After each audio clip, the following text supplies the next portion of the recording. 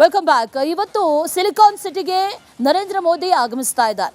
ಆ ಹಿನ್ನೆಲೆಯಲ್ಲಿ ಎಲ್ಲಾ ರೀತಿಯ ಸಿದ್ಧತೆಗಳನ್ನ ಕೂಡ ಮಾಡಿಕೊಳ್ಳಲಾಗಿದೆ. 2 ಕಾರ್ಯಕ್ರಮಗಳಲ್ಲಿ ಭಾಗಿಯಾಗ್ತಾರೆ ಇವತ್ತು ನರೇಂದ್ರ ಮೋದಿ. ವಾಹನ ನಿಲುಗಡೆಯಲ್ಲಿ ಒಂದಷ್ಟು ನಿರ್ಬಂಧಗಳನ್ನ ಹೇರಲಾಗಿದೆ. ಹಳೆ ವಿಮಾನ ನಿಲ್ದಾಣ ರಸ್ತೆಯಲ್ಲಿ ಒಂದಷ್ಟು ನಿರ್ಬಂಧಗಳಿರುತ್ತೆ. ವಾಹನ ಸವಾರರು ಇದೆಲ್ಲದರ ಬಗ್ಗೆ ಗಮನ ಹರಿಸಬೇಕು ಅನ್ನುವಂಥ ನಿಟ್ಟಿನಲ್ಲೂ ಕೂಡ ಮೊದಲೇ ಸೂಚನೆಯನ್ನ ಕೂಡ ನೀಡಲಾಗಿದೆ. ಮೋದಿ ಆಗಮಿಸ್ತಾ ಇರುವಂತಹ ಹಿನ್ನೆಲೆಯಲ್ಲಿ ಹಲವು ರಸ್ತೆಗಳಲ್ಲಿ ವಾಹನ ನಿಲುಗಡೆಗೆ ನಿರ್ಬಂಧ. SD ರಸ್ತೆ ಜಂಕ್ಷನ್, ಟ್ರಿನಿಟಿ ಜಂಕ್ಷನ್ ವರೆಗೂ ಕೂಡ ಯಾವುದೇ ವಾಹನ ನಿಲುಗಡೆಗೆ ಅವಕಾಶ ಇರೋದಿಲ್ಲ. ಅಲ್ಲೂ ಕೂಡ ನಿರ್ಬಂಧ ಇರುತ್ತೆ. ಅದರ ಜೊತೆಯಲ್ಲಿ ಅಂಬ್ರೆಲಾ ಜಂಕ್ಷನ್ ಗೇಟ್ 30ರವರೆಗೂ ಕೂಡ ನಿರ್ಬಂಧವನ್ನು ಹೇರಲಾಗಿದೆ. ಜೊತೆಗೆ HAL ವಿಮಾನ ನಿಲ್ದಾಣದ ಈ ಅಂಬ್ರೆಲಾ ಜಂಕ್ಷನ್ ನೈಸ್ ರಸ್ತೆಯಲ್ಲೂ ಕೂಡ ವಾಹನ ಸಂಚಾರಕ್ಕೆ ನಿರ್ಬಂಧವನ್ನು ಹೇರಲಾಗಿದೆ. ಬೆಳಗ್ಗೆ 9 ಗಂಟೆಯಿಂದ ಮಧ್ಯಾಹ್ನ 3 ಗಂಟೆಯವರೆಗೂ ಕೂಡ ನಿರ್ಬಂಧ ಇರುತ್ತೆ. ಇದೇ ವಿಚಾರಕ್ಕೆ ಸಂಬಂಧಪಟ್ಟಂತೆ ಡೀಟೇಲ್ಸ್ ಅನ್ನು ಕೊಡ್ತಾರೆ ನಮ್ಮ ಪ್ರತಿನಿಧಿ ಸುರೇಶ್. ನೇರ ಸಂಪರ್ಕದಲ್ಲಿ ಜಾಯಿನ್ ಆಗಿದ್ದಾರೆ. ಸುರೇಶ್, ನರೇಂದ್ರ ಮೋದಿ ಆಗಮನಕ್ಕೆ ಎಲ್ಲ ರೀತಿಯ ಸಿದ್ಧತೆಗಳನ್ನು ಕೂಡ ಈಗಾಗಲೇ ಮಾಡಿಕೊಳ್ಳಲಾಗಿದೆ. ಯಾವ ರೀತಿಯ ಸಿದ್ಧತೆಗಳನ್ನು ಮಾಡಿಕೊಳ್ಳಲಾಗಿದೆ, ಅದರ ಜೊತೆಯಲ್ಲಿ 2 ಕಾರ್ಯಕ್ರಮ, ಒಂದು ರೀತಿಯಲ್ಲಿ ಐತಿಹಾಸಿಕ ಕಾರ್ಯಕ್ರಮ ಅನ್ನುವಂಥ ರೀತಿಯಲ್ಲೂ ಕೂಡ ಬಣ್ಣಿಸಲಾಗ್ತಾ ಇದೆ. ಸಿದ್ಧತೆ ವ್ಯವಸ್ಥೆ ಯಾವ ರೀತಿಯಾಗಿದೆ?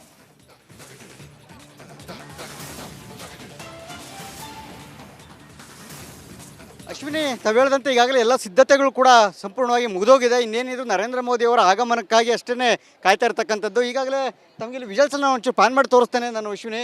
ಈಗಾಗಲೇ MLAಗಳು BJP ಶಾಸಕರೆಲ್ಲ ಬಂದುಬಿಟ್ಟು ಈಗಾಗಲೇ ಕಾಯ್ತಾ ಇರೋದನ್ನು ಕೂಡ ನೀವು ವಿಜುವಲ್ಸಲ್ಲಿ ನೋಡ್ಬೋದು. ಈಗಾಗಲೇ SR ವಿಶ್ವನಾಥ್ ಅವರಿದ್ದಾರೆ, CK ರಾಮಮೂರ್ತಿ ಅವರಿದ್ದಾರೆ, ಸುರೇಶ್ ಕುಮಾರ್ ಅವರಿದ್ದಾರೆ, ಬೈರತಿ ಬಸವರಾಜ್ ಸೇರಿದಂತೆ ಹಾಗೆ ಗರುಡಾಚಾರ್ಯ ಎಲ್ಲರೂ ಕೂಡ ಬಂದು ಕಾದಿದ್ದಾರೆ. ಜೊತೆ ವಿರೋಧ ಪಕ್ಷ ನಾಯಕರಾದ R ಅಶೋಕ್ ಅವರು ಕೂಡ ಬಂದಿರತಕ್ಕಂಥದ್ದು. ಈಗ ಅಂದರೆ ಸುಮಾರು 9 ಗಂಟೆ ಸುಮಾರಿಗೆ ಸರಿಯಾಗಿ ನರೇಂದ್ರ ಮೋದಿಯವರ ಆಗಮನ HALಗೆ ಬಂದು ಇಳಿತಾರೆ ಅಂತಕ್ಕಂಥದ್ದು ಈಗಿರುವಂತಹ ಮಾಹಿತಿ. ಅವರ ಬಂದ ತಕ್ಷಣವೇ ಇಲ್ಲೊಂದು ವೇದಿಕೆಯಲ್ಲಿ ಒಂದು ಸನ್ಮಾನ ಸಮಾರಂಭವನ್ನು ಕೂಡ ಹಮ್ಮಿಕೊಂಡಿರ್ತಕ್ಕಂಥದ್ದು. ಏನು ಪಶ್ಚಿಮ ಬಂಗಾಳ ಮತ್ತು ಅಸ್ಸಾಂನಲ್ಲಿ ಅಭೂತಪೂರ್ವ ಜಯವನ್ನು ಸಾಧಿಸಿದ್ರು BJP. ಈ ಸಂಬಂಧಪಟ್ಟಂತೆ ಪ್ರಧಾನಿ ನರೇಂದ್ರ ಮೋದಿ ಅವರಿಗೆ ಅಭಿನಂದನೆಯನ್ನು ಸಲ್ಲಿಸುವ ನಿಟ್ಟಿನಲ್ಲಿ ಇವತ್ತು ಬೆಂಗಳೂರಿನ HAL ವಿಮಾನ ನಿಲ್ದಾಣದಲ್ಲಿ ಒಂದು ವೇದಿಕೆ ಕಾರ್ಯಕ್ರಮವನ್ನು ಕೂಡ ಹಮ್ಮಿಕೊಂಡಿರ್ತಕ್ಕಂಥದ್ದು. ಈ ವೇದಿಕೆ ಕಾರ್ಯಕ್ರಮ ನಿಜಕ್ಕೂ ಕೂಡ ಇವತ್ತು ಒಂದು ಸಂದೇಶ ರವಾನೆಗೆ ಕೂಡ BJPಯ ನಾಯಕರು ಆ ಒಂದು ನಿರೀಕ್ಷೆಯಲ್ಲಿ ಕೂಡ ಇರ್ತಕ್ಕಂಥದ್ದು. ಕಾರಣ ಇಷ್ಟೇ, 2028ರ ಚುನಾವಣೆಗೆ ಈಗಲೇ ಎಲ್ಲೋ ಒಂದು ಕಡೆ ಭೂಮಿಕೆಯನ್ನು ಸಿದ್ಧಪಡಿಸ್ಕೊಳ್ತಾ ಇದೆ BJP. ಅದರ ಭಾಗವಾಗಿಯೇ ಇವತ್ತು ಕೂಡ ಏನು ಈಗ ಬೇರೆ ರಾಜ್ಯಗಳಲ್ಲಿ ಪಶ್ಚಿಮ ಬಂಗಾಳ ಹಾಗೆ ಅಸ್ಸಾಂನಲ್ಲಿ ಏನು ಗೆಲುವನ್ನು ಸಾಧಿಸಿದ್ರು ಆ ಗೆಲುವಿನ ಅಲೆಯನ್ನು ಕರ್ನಾಟಕಕ್ಕೂ ಕೂಡ ಬೀಸುವಂತಹ ಪ್ರಯತ್ನವನ್ನು ಕೇಂದ್ರದ ನಾಯಕರು ಮಾಡ್ತಾ ಇರ್ತಕ್ಕಂಥದ್ದು. ನಿನ್ನೆ ಅಮಿತ್ ಶಾ ಅವರು ಭೇಟಿಯಾಗಿದ್ದರು ರಾಜ್ಯಕ್ಕೆ. ಇವತ್ತು ನರೇಂದ್ರ ಮೋದಿಯವರೇ ಖುದ್ದು ಭೇಟಿ ಆಗ್ತಾ ಇರ್ತಕ್ಕಂಥದ್ದು. ಬರ್ತಾ ಇರ್ತಕ್ಕಂಥದ್ದು ಖಂಡಿತವಾಗ್ಲೂ ಕೂಡ ಧಾರ್ಮಿಕ ಕಾರ್ಯಕ್ರಮ ಏನು ರವಿಶಂಕರ್ ಗುರೂಜಿಯವರ ಆಶ್ರಮಕ್ಕೆ ಭೇಟಿ ಆಗ್ತಾರೆ. ಆದರೆ ಆ ಧಾರ್ಮಿಕ ಕಾರ್ಯಕ್ರಮದ ನೆಪದಲ್ಲಿ ಖಂಡಿತವಾಗಲೂ ಕೂಡ ಒಂದು ರಾಜಕೀಯ ಸಂದೇಶ ಖಂಡಿತವಾಗಲೂ ರಾಜಕೀಯ ನಾಯಕರಾಗಿ ಕೊಡ್ತಾರೆ. ಅದು ಕೂಡ ಇವತ್ತು ನರೇಂದ್ರ ಮೋದಿ ಅವರಿಂದನೂ ಕೂಡ ಅಂತಹ ಒಂದು ನಿರೀಕ್ಷೆಗಳನ್ನು ಇಟ್ಕೊಂಡಿರ್ತಕ್ಕಂಥದ್ದು ರಾಜ್ಯದ BJPಯ ನಾಯಕರು.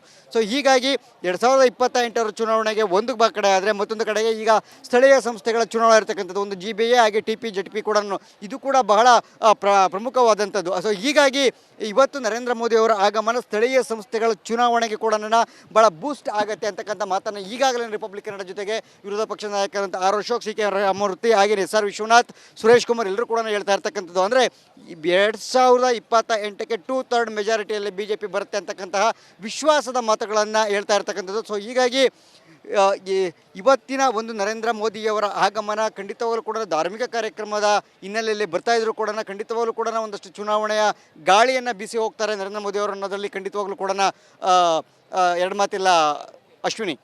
All right Suresh, thank you ಡೀಟೇಲ್ಸ್ಗೆ. Welcome back. ಇವತ್ತು ಸಿಲಿಕಾನ್ ಸಿಟಿಗೆ ನರೇಂದ್ರ ಮೋದಿ ಆಗಮಿಸ್ತಾ ಇದ್ದಾರೆ. ಆ ಹಿನ್ನೆಲೆಯಲ್ಲಿ ಎಲ್ಲಾ ರೀತಿಯ ಸಿದ್ಧತೆಗಳನ್ನು ಕೂಡ ಮಾಡಿಕೊಳ್ಳಲಾಗಿದೆ. 2 ಕಾರ್ಯಕ್ರಮಗಳಲ್ಲಿ ಭಾಗಿಯಾಗ್ತಾರೆ ಇವತ್ತು ನರೇಂದ್ರ ಮೋದಿ.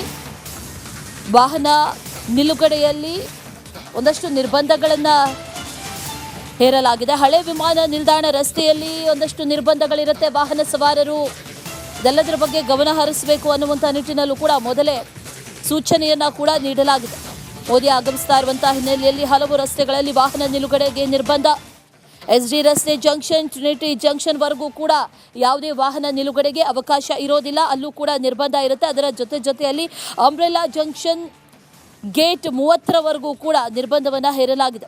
ಜೊತೆಗೆ HAL ವಿಮಾನ ನಿಲ್ದಾಣದ ಈ ಅಂಬ್ರೆಲಾ ಜಂಕ್ಷನ್ ನೈಸ್ ರಸ್ತೆಯಲ್ಲೂ ಕೂಡ ವಾಹನ ಸಂಚಾರಕ್ಕೆ ನಿರ್ಬಂಧವನ್ನು ಹೇರಲಾಗಿದೆ. ಬೆಳಗ್ಗೆ 9 ಗಂಟೆಯಿಂದ ಮಧ್ಯಾಹ್ನ 3 ಗಂಟೆಯವರೆಗೂ ಕೂಡ ನಿರ್ಬಂಧ ಇರುತ್ತೆ. ಇದೇ ವಿಚಾರಕ್ಕೆ ಸಂಬಂಧಪಟ್ಟಂತೆ ಡೀಟೇಲ್ಸ್ ಅನ್ನು ಕೊಡ್ತಾರೆ ನಮ್ಮ ಪ್ರತಿನಿಧಿ ಸುರೇಶ್. ನೇರ ಸಂಪರ್ಕದಲ್ಲಿ ಜಾಯಿನ್ ಆಗಿದ್ದಾರೆ. ಸುರೇಶ್, ನರೇಂದ್ರ ಮೋದಿ ಆಗಮನಕ್ಕೆ ಎಲ್ಲ ರೀತಿಯ ಸಿದ್ಧತೆಗಳನ್ನು ಕೂಡ ಈಗಾಗಲೇ ಮಾಡಿಕೊಳ್ಳಲಾಗಿದೆ. ಯಾವ ರೀತಿಯ ಸಿದ್ಧತೆಗಳನ್ನು ಮಾಡಿಕೊಳ್ಳಲಾಗಿದೆ, ಅದರ ಜೊತೆಯಲ್ಲಿ 2 ಕಾರ್ಯಕ್ರಮ, ಒಂದು ರೀತಿಯಲ್ಲಿ ಐತಿಹಾಸಿಕ ಕಾರ್ಯಕ್ರಮ ಅನ್ನುವಂಥ ರೀತಿಯಲ್ಲೂ ಕೂಡ ಬಣ್ಣಿಸಲಾಗ್ತಾ ಇದೆ. ಸಿದ್ಧತೆ ವ್ಯವಸ್ಥೆ ಯಾವ ರೀತಿಯಾಗಿದೆ?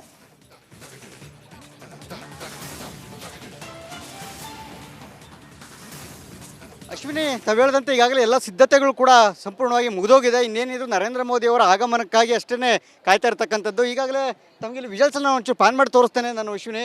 ಈಗಾಗಲೇ MLAಗಳು BJP ಶಾಸಕರೆಲ್ಲ ಬಂದುಬಿಟ್ಟು ಈಗಾಗಲೇ ಕಾಯ್ತಾ ಇರೋದನ್ನು ಕೂಡ ನೀವು ವಿಜುವಲ್ಸಲ್ಲಿ ನೋಡ್ಬೋದು. ಈಗಾಗಲೇ SR ವಿಶ್ವನಾಥ್ ಅವರಿದ್ದಾರೆ, CK ರಾಮಮೂರ್ತಿ ಅವರಿದ್ದಾರೆ, ಸುರೇಶ್ ಕುಮಾರ್ ಅವರಿದ್ದಾರೆ, ಭೈರತಿ ಬಸವರಾಜ್ ಸೇರಿದಂತೆ ಹಾಗೆ ಗರುಡಾಚಾರ್ಯ ಎಲ್ಲರೂ ಕೂಡ ಬಂದು ಕಾದಿದ್ದಾರೆ. ಜೊತೆ ವಿರೋಧ ಪಕ್ಷ ನಾಯಕರಾದ R ಅಶೋಕ್ ಅವರು ಕೂಡ ಬಂದಿರತಕ್ಕಂಥದ್ದು. ಈಗ ಅಂದರೆ ಸುಮಾರು 9 ಗಂಟೆ ಸುಮಾರಿಗೆ ಸರಿಯಾಗಿ ನರೇಂದ್ರ ಮೋದಿಯವರ ಆಗಮನ HALಗೆ ಬಂದು ಇಳಿತಾರೆ ಅಂತಕ್ಕಂಥದ್ದು ಈಗಿರುವಂತಹ ಮಾಹಿತಿ. ಅವರ ಬಂದ ತಕ್ಷಣವೇ ಇಲ್ಲೊಂದು ವೇದಿಕೆಯಲ್ಲಿ ಒಂದು ಸನ್ಮಾನ ಸಮಾರಂಭವನ್ನು ಕೂಡ ಹಮ್ಮಿಕೊಂಡಿರ್ತಕ್ಕಂಥದ್ದು.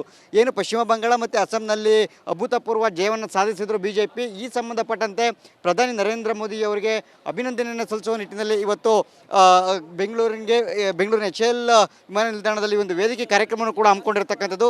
ಈ ವೇದಿಕೆ ಕಾರ್ಯಕ್ರಮ ನಿಜಕ್ಕೂ ಕೂಡ ಇವತ್ತು ಒಂದು ಸಂದೇಶ ರವಾನೆಗೆ ಕೂಡ BJPಯ ನಾಯಕರು ಆ ಒಂದು ನಿರೀಕ್ಷೆಯಲ್ಲಿ ಕೂಡ ಇರ್ತಕ್ಕಂಥದ್ದು. ಕಾರಣ ಇಷ್ಟೇನೆ 2028ರ ಚುನಾವಣೆಗೆ ಈಗಲೇ ಎಲ್ಲೋ ಒಂದು ಕಡೆ ಭೂಮಿಕೆಯನ್ನು ಸಿದ್ಧಪಡಿಸ್ಕೊಳ್ತಾ ಇದೆ BJP.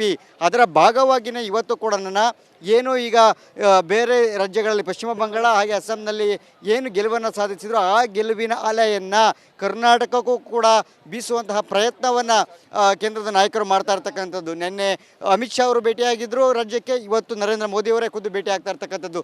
ಬರ್ತಾ ಇರ್ತಕ್ಕಂಥದ್ದು ಖಂಡಿತವಾಗ್ಲೂ ಕೂಡ ಧಾರ್ಮಿಕ ಕಾರ್ಯಕ್ರಮ ಏನು ರವಿಶಂಕರ್ ಗುರೂಜಿಯವರ ಆಶ್ರಮಕ್ಕೆ ಭೇಟಿ ಆಗ್ತಾರೆ. ಆದರೆ ಆ ಧಾರ್ಮಿಕ ಕಾರ್ಯಕ್ರಮದ ನೆಪದಲ್ಲಿ ಖಂಡಿತವಾಗಲೂ ಕೂಡ ಒಂದು ರಾಜಕೀಯ ಸಂದೇಶ ಖಂಡಿತವಾಗಲೂ ರಾಜಕೀಯ ನಾಯಕರಾಗಿ ಕೊಡ್ತಾರೆ. ಅದು ಕೂಡ ಇವತ್ತು ನರೇಂದ್ರ ಮೋದಿ ಅವರಿಂದನೂ ಕೂಡ ಅಂತಹ ಒಂದು ನಿರೀಕ್ಷೆಗಳನ್ನು ಇಟ್ಕೊಂಡಿರ್ತಕ್ಕಂಥದ್ದು ರಾಜ್ಯದ BJPಯ ನಾಯಕರು. ಸೊ ಹೀಗಾಗಿ 2028ರ ಚುನಾವಣೆಗೆ ಒಂದು ಕಡೆ ಆದರೆ ಮತ್ತೊಂದು ಕಡೆಗೆ ಈಗ ಸ್ಥಳೀಯ ಸಂಸ್ಥೆಗಳ ಚುನಾವಣೆ ಇರ್ತಕ್ಕಂಥದ್ದು. ಒಂದು GBA ಹಾಗೆ TP ZP ಕೂಡ ಇದು ಕೂಡ ಬಹಳ ಪ್ರಮುಖವಾದಂಥದ್ದು. ಸೊ ಹೀಗಾಗಿ ಇವತ್ತು ನರೇಂದ್ರ ಮೋದಿ ಅವರ ಆಗಮನ ಸ್ಥಳೀಯ ಸಂಸ್ಥೆಗಳ ಚುನಾವಣೆಗೆ ಕೂಡ ಭಾಳ ಬೂಸ್ಟ್ ಆಗುತ್ತೆ ಅಂತಕ್ಕಂಥ ಮಾತನ್ನು ಈಗಾಗಲೇ ರಿಪಬ್ಲಿಕನ್ ಜೊತೆಗೆ ವಿರೋಧ ಪಕ್ಷದ ನಾಯಕರಂತ R ಅಶೋಕ್, CK ರಾಮಮೂರ್ತಿ ಹಾಗೆ SR ವಿಶ್ವನಾಥ್, ಸುರೇಶ್ ಕುಮಾರ್ ಎಲ್ಲರೂ ಕೂಡ ಹೇಳ್ತಾ ಇರ್ತಕ್ಕಂಥದ್ದು. ಅಂದರೆ 2028ಕ್ಕೆ 2/3 ಮೆಜಾರಿಟಿಯಲ್ಲಿ BJP ಬರುತ್ತೆ ಅಂತಕ್ಕಂತಹ ವಿಶ್ವಾಸದ ಮಾತುಗಳನ್ನು ಹೇಳ್ತಾ ಇರ್ತಕ್ಕಂಥದ್ದು. ಸೊ ಹೀಗಾಗಿ ಇವತ್ತಿನ ಒಂದು ನರೇಂದ್ರ ಮೋದಿಯವರ ಆಗಮನ ಖಂಡಿತವಾಗಲೂ ಕೂಡ ಧಾರ್ಮಿಕ ಕಾರ್ಯಕ್ರಮದ ಹಿನ್ನೆಲೆಯಲ್ಲಿ ಬರ್ತಾ ಇದ್ರು ಕೂಡ ಖಂಡಿತವಾಗಲೂ ಕೂಡ ಒಂದಷ್ಟು ಚುನಾವಣೆಯ ಗಾಳಿಯನ್ನು ಬೀಸಿ ಹೋಗ್ತಾರೆ ನರೇಂದ್ರ ಮೋದಿ ಅವರು ಅನ್ನೋದರಲ್ಲಿ ಖಂಡಿತವಾಗ್ಲೂ ಕೂಡ ಎರಡು ಮಾತಿಲ್ಲ Ashwini. All right Suresh, thank you ಡೀಟೇಲ್ಸ್ಗೆ.